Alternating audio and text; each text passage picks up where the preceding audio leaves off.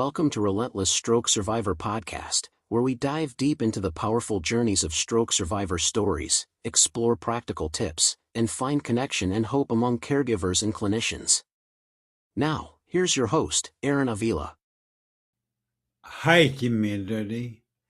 Welcome to Relentless Stroke Survivor. Today's podcast guest is Doug Mitchell. What I want you to really pay attention when he gives the example of using paper, crumpling up. I became Doug 1.0, and then after show became Doug 2.0. Doug Mitchell, tell us a little bit about yourself. What you introduce yourself to the community. My name's Doug Mitchell, from London, Ontario, Canada. I'm about, just so you guys know, I'm about 2 hours west of Toronto. And I had my stroke a little over 6 years ago. I had my stroke in March of 2020, right at the start of shutdown of COVID. And that wasn't a very great experience. I actually was on my way to work and was thinking that I was possibly having a heart attack. And I came home and I turned around and came home. And my wife hadn't left for work yet. And so I just come in the house and she goes, "What's wrong?" I said, "I'm not feeling very good." And that's about all I said. And she left and she went to work and I went to the hospital. I just turned around and basically almost left right after she did and went to the hospital. And when I got to the hospital, and because I thought I was having a heart attack, they sent me in right away. And so they did a bunch of tests and stuff, and the doctor came back and he said, "Do you want me to tell you the good news or the bad news?" And I said, "Well, give me the good news first, I guess." And he goes, "Well," he said, "the good news is that you have not had a heart attack, but the bad news is that you've had 3 strokes." Oh my goodness! And I'm looking like, "What?" And he says, "Yes, you've had 3 strokes." And okay, so in that instance, it threw in my head that, okay, that's why my wife was saying for a while, and I don't know, I could have had the third stroke that day, but the other two are possibly earlier. And it came to my head that, okay, maybe that's why my wife was thinking that, or telling me that I'm off, or something's wrong with me, or something's changed, or something. And basically, after finding out about the strokes and everything, I found out that yes, and people from work even said it, that my my attitude and my personality changed quite a bit, and they didn't know why. They just thought that, I don't know. They just thought, they didn't really think nothing of it, but until after that, I found out that I had the strokes. So I had 3 strokes. So so I had a hole in my heart that allowed the clots to get into my brain. So it messed up 3 areas of my brain. So the areas, I had a right frontal lobe, a cerebellum, and I got a little bit of aphasia too, so I forget stuff. Can't think of the third one. Bilateral. Shoot, I can't think of it right now. I will. It'll come. So anyway, so they in the hospital, they since we were in COVID, they sent me home because I didn't really have any physical deficits. I just had mental deficits. My brain was all screwed up. Cognitive. So they sent me home. So we got home and we continued to live our lives. And they told me I'm not going back to work, nothing like that right now. And go home, and the hospital, somebody from the hospital will get in touch with you. Well, I'll tell you what, it was, Aaron, it was almost 12 weeks before I heard anything. We were scared shitless. We Oh, didn't know no what kidding. No we didn't know kidding. what to do. We had no idea what to do, and nothing. And then around the 12th week, they contacted us. The Parkwood Institute contacted us, the rehab hospital in London, Ontario, and they contacted us, and we got involved with them. So what happened with that is they got a hold of us, and they started my rehab right away. And their rehab, I did not go to the facility. They started this new program they wanted to try. So they started, since it was COVID, they wanted to try a 8-week a virtual 8-week rehab thing. So I had 7 people. I had seven individuals that they're assigned to me. So so during the week I'd have one person per day through the week, and then the next week I'd have some other ones, and up to the 7 that were involved with my case, and they would go through rehab with me. So that was good. So I had my occupational therapist and speech and everything like that. They all got with me. It was usually between an hour to an hour and a half a day, and they contacted me, and they sent me all kinds of stuff through email to read and things like that. And so that went really well. One good thing that I think that really came from that too is that they involved my wife also with that. And so once a week we talked to a person from Parkwood that would help us and talk to us, myself and her together, and then they would talk to her individually, and to try to help her through things too, because not only do us survivors have do we have a stroke, and it's involving our lives, it's also involving their life, because they're also having an issue with their life has been changed drastically from that word stroke. And so that really helped, I thought too, with the rehab. So when we got done with the 8 weeks of rehab, I asked for more. I said, I think I need some more rehab. And they actually gave me 4 more weeks. So I had 12 weeks of rehab. So which was great, I think. At the very beginning, Aaron, I did not think I would like to do anything over Zoom or WebEx or whatever. I did not think I would even like it. Before the stroke, I was management at General Motors. I had a very stressful job, and we never really did a lot of virtual stuff, right? So I wasn't from the day and age where I was on a phone or on virtual or anything all the time or doing anything with it. So I didn't really know. But after I started into it through the rehab, I really enjoyed it. With that, during that time, I went to the hospital and stuff at times for different tests and all that stuff like we do. And they ended up doing a bubble test on me. So they found out that I had a hole in the heart. That's how they found that out, that I had the hole in the heart. And then I was scheduled not too much longer after that for a PFO surgery that they stuck a catheter thing up through the thigh and up into the heart, and they stuck a device in through the hole, and it balloons out on one side, and then they pull back and it balloons out on the other side, and it closes that hole so that your heart will heal over that device that's in there and seal that hole up. So that gave me that told me, or they told me, that I would not be able to have a stroke that way again. Well, that's cool. I mean, at least I knew how I had the stroke. There's many survivors that do not know why they've had a stroke. And that is a very, very hard thing for them to accept, because like myself, I feel lucky because I know why I had the stroke.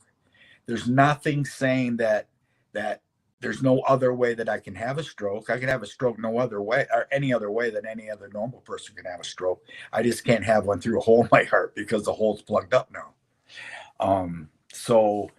So after all that was done and stuff, and all the tests and all that things were done, I got coming out of rehab, out of the virtual rehab.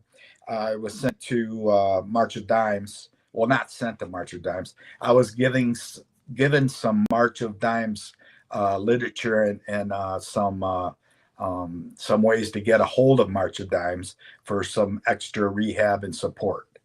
Not saying that March of Dimes is a rehab type of a situation, but they give all kinds of different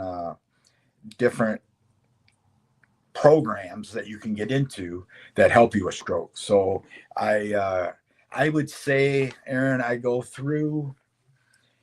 I'm usually in around eight sessions of stroke things a week. So I'm in like 3 young stroke survivor meetings that are different, that help different. What they did is they had anybody that was 65 years and younger could get into Young Stroke Survivors. And then they rebranded this year or last year, and they kind of made it so anybody could go now. So any age group can go to them.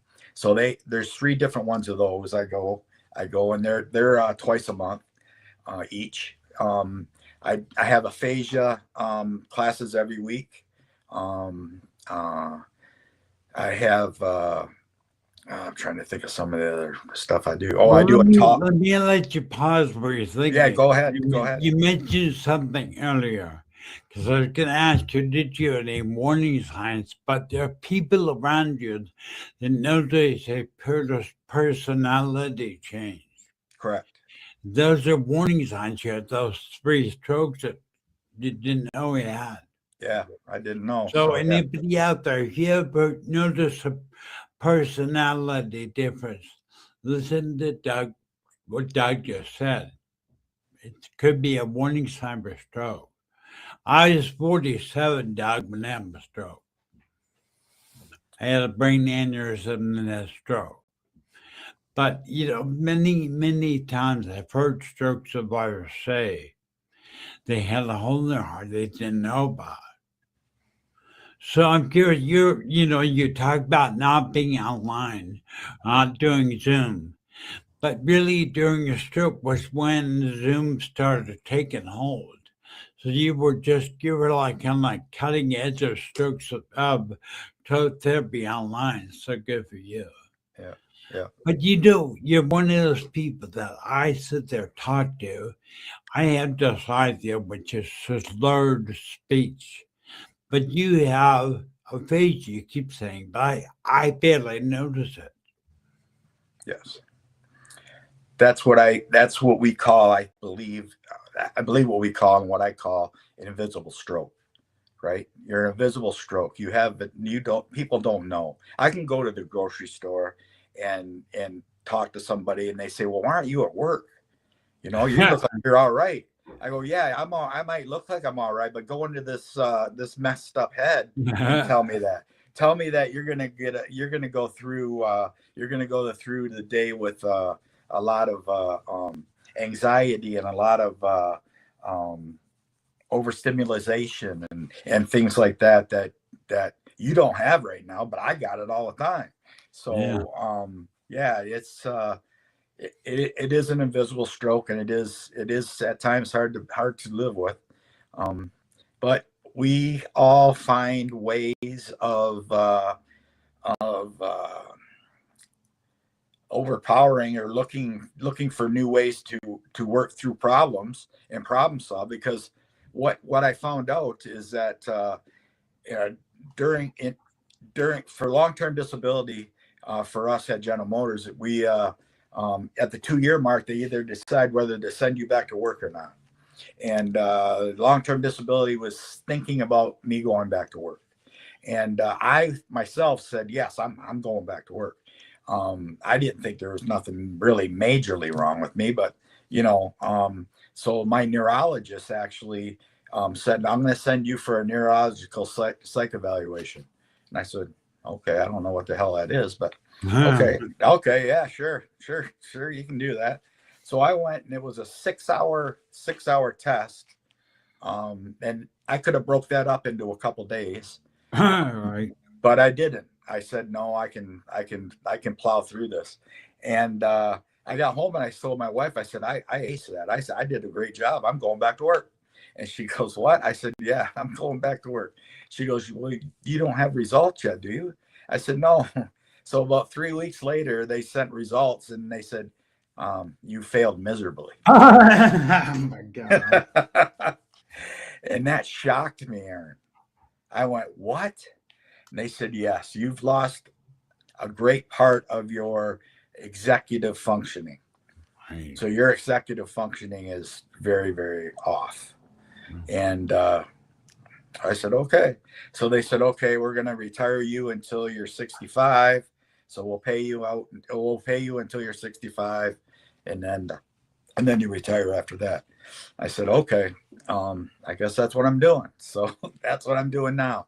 So, how far do you want to go into this? Well, you call yourself you want me to yourself Doug 2.0. Yeah. I mean, there was an old Doug 1.0. Now you're Doug 2.0 at your stroke. What do you mean by that? Okay, so what I mean by that, Aaron, is that Doug 1.0 is who I was before the stroke. So I am Doug 0.0. In Doug 0.0, I'm this crisp piece of paper, crisp, pristine piece of paper, flat. It looks nice. This is me before the stroke.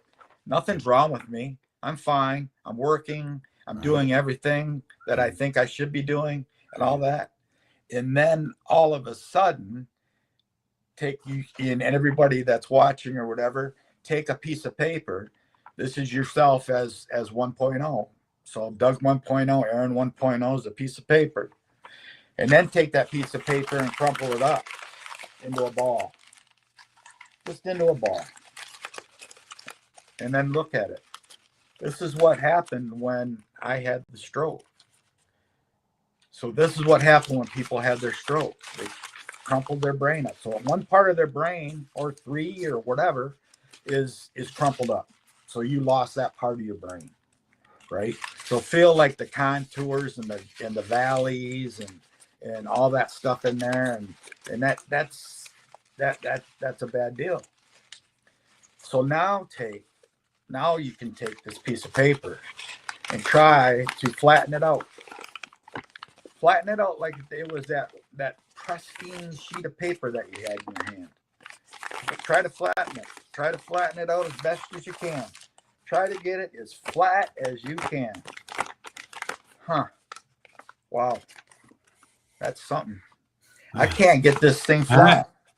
I can't get it flat. Why? Because you've had a stroke. This is Doug 2.0 now. This is the new Doug 2.0. This is my new brain. This is me. This is me now. So just feel the bumps and just feel the creases and things like that. These are all just new things in my brain that I never knew I had before because it was all crumpled up. So this is Doug 2.0. So all the people that did have a piece of paper or wanted to try this, this is your new self, and this is your new path of, or your new way of living. There was always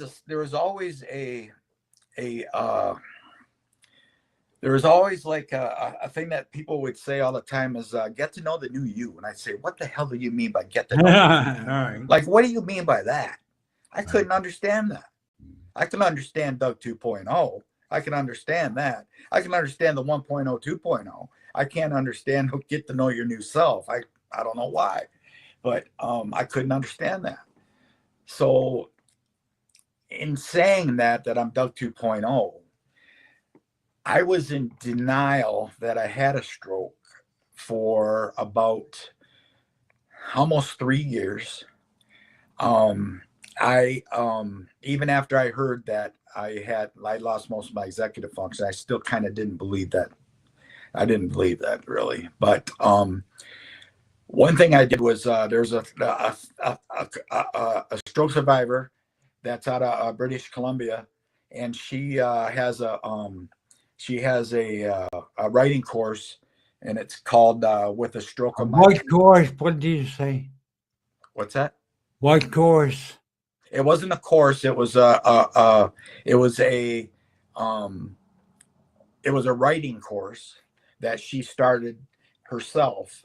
That what it does is that what it did was she takes eight students at a time on a 6-week journey, and she does writing. So what she does is she takes you when you go to the class, and she'll give you a prompt every week to write about, and it'll be different every week. And you just sit down and you write about it, and you can write, like a 10-minute thing or whatever about that subject. And so when I wrote Doug 2.0, let's move back. When I first started that class, the first prompt, I went to start writing, and I couldn't write. I didn't know I couldn't write. I didn't have to write. It was COVID. I never had to write anything. I never had to sign anything. I never had to do anything. The only thing I had to do was type on my friggin' iPad, right? Or move my iPad, or move my finger, or my whatever. So I couldn't write. So the fine motor skills of my dominant left hand, I couldn't write. So my wife and I went to the dollar store, went and got, and this is from suggestions from some of our groups that we're in our conversation groups and things that we have. So we went to the dollar store, and we got some of the like 3rd grade writing books that you just trace the letters and all that stuff. And then we got another suggestion was get some adult coloring books and stuff, and buy a box of colored pencils and try to color in between the lines. Right, yeah, been there. Try to color in between the lines. And that's what we did. We tried to color in between the lines. And doing that helped me immensely.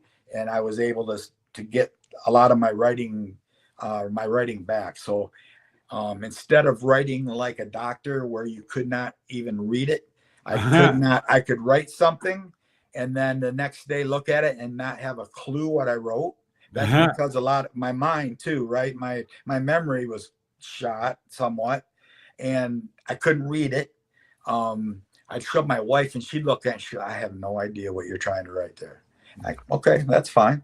But now I can write, and okay, now we know what's going on. Now I can tell. So it has improved. I do want to add, community. That paper, when I met Doug, I think I met you on TikTok or something. I don't remember. It may be Bill Garcia's. I don't know.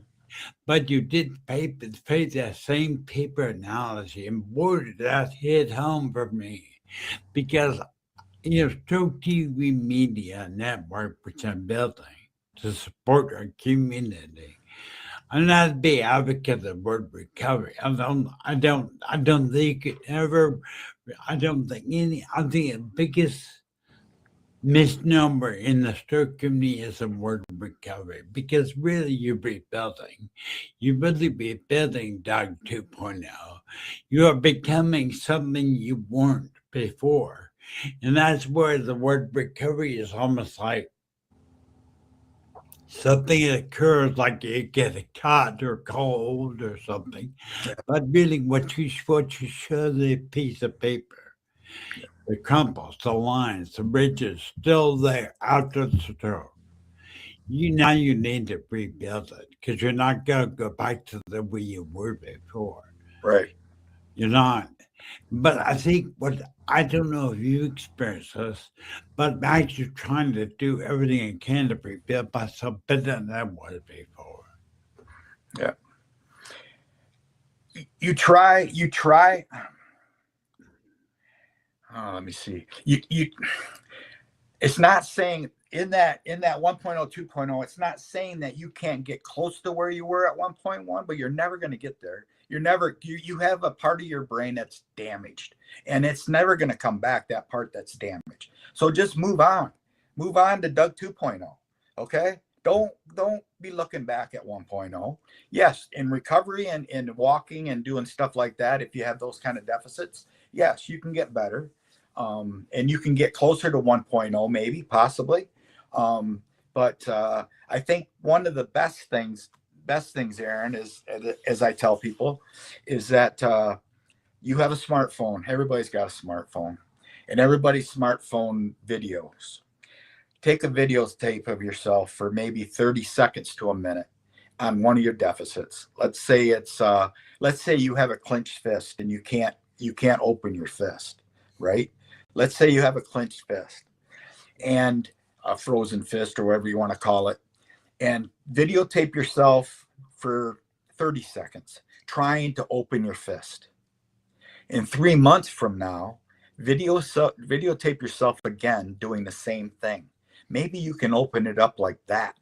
That is progress. That's progress. So that's saying something. You don't see it in your head. You might not see it in your eyes. You might not see that progress. But if you see it on video from here to here, you're going to say, "Oh my God, I've made some progress." And that, and videotape, and I tell everybody, do that, and just hopefully you see some progress. And if you don't do it, wait another 3 months and do it. Try, because I'm sure at some point you're going to see some progress. Well, that is what they call neuroplasticity. It's brain ability to rewire itself. Yeah. I didn't want you to misunderstand the recovery to me. Now, I completely different was, but you can have those ridges and valleys in your life, always will, but you can get past the smooth part of the paper, no doubt. I want to encourage each and every one of you, look at Doug right now. He says he hasn't recovered, but look at him. Measure that recovery, measure that grip, use those, like you said, use those videos, milestones. Yeah. And I keep you going, that, bro. I'm just so impressed because it's hard. So many of us leave the hospital thinking we're going to be the same we were someday. But I bet we'll always have bridges. We'll always have those things.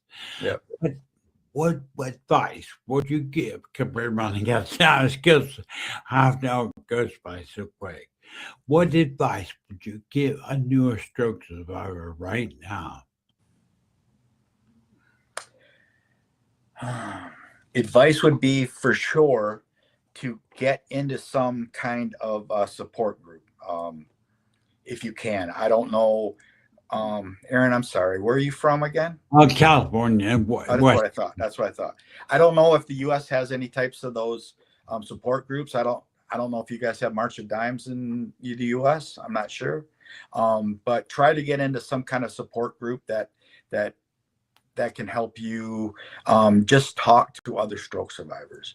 Because for you talking to other stroke survivors, you talk to people that have exactly the same thing and know exactly the same thing you're going through.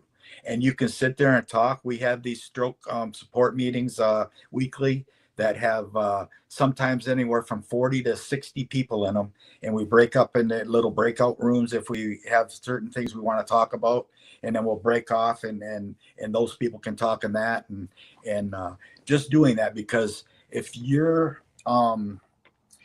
as a stroke survivor, most people are living in a household that's never seen a stroke before.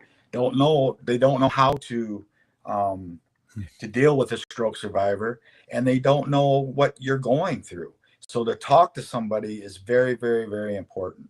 And it's very important for your caregiver to get involved in one too, because March of Dimes here in Canada has a caregiver group also through March of Dimes that meets twice a month. And that has helped my wife immensely, because there's a lot of change in you that they couldn't understand. They had no clue. So I think that's one of the main things to do, is try to get involved in something like that. Well, I think that's really important. You bring up a really good point because I don't know what you went through in the beginning, but I'm a stroke and my brain cancer at age 47. And isolation and loneliness is normal for stroke survivors. And like you say, stroke groups and support groups help you through that. Yeah, we also have in-person too. London has an in-person class or an in-person meeting once a month. We usually get around 12 people to it, I guess, anywhere between 12 and 15 people. And we get that, so that helps too, to see people in person. But most of all my stuff is virtual. So I see people from Aaron from all over Canada. I just met you. You're from the United States. I met Bill. He's from Australia. I meet hundreds of people from all over Canada. And Canada is huge. So I'm from Ontario. I mean, I see people from the West Coast. I see people from the East Coast, and from up north. And it's Oh yeah, the people that you our ability to help people worldwide is amazing with technology now. Yes. But I think could you send me the links to the groups? I'll put them in the description. Sure. So if anybody out there would like to attend a group with Doug or whatever, please. Yeah. See groups. Now, have you read a book on Doug 2.0? Because that's the title for a book. I am going to write a book. Yeah, I think.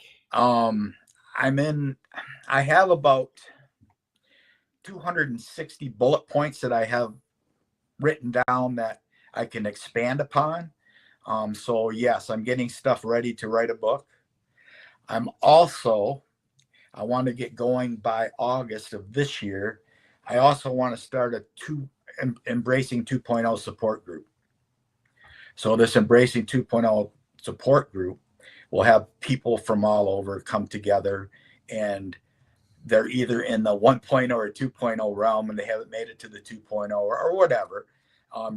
Get a bunch of people together for support and go over some of our wins and our losses, and go for what we've tried to do to get to 2.0, or how did we get to 2.0, and things like that have inspired us really to get to 2.0. It's hard. It's a hard thing to do. It's hard to get over denial. Possible, right? It is possible. That is why I think your paper analogy is so great, because you start with a pristine piece of paper, crumple it all up with a stroke, uncrumple it with a stroke recovery or stroke rebuilding, I call it. Yep. But in all reality, being together, just right now being with you, my brother.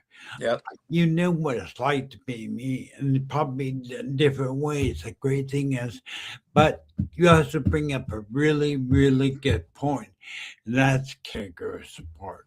Yep. And our wives, my wife, like yours, obviously, has been by my side for the last 16 years. It's been for me. And man, caregiver support is so necessary. Support in general. You're not alone, stroke survivor. Doug is here. I'm here. And there are millions of stroke survivors around the world. So, Doug, thank you for giving that encouragement to stroke survivors out there. Community, reach out to your local community and get support for you and your caregiver. I don't know about you, Doug. Caregivers are kind of a little more quiet. We'll change that, you and I. We'll change that. Yep. But I want to thank you for being here. We're out of time, unfortunately. But Doug, thank you so much for being here. We're going to have you on again, okay? All right. I appreciate it, Aaron. All right. Bye, bro. You have a great day. All right. You too. Bye.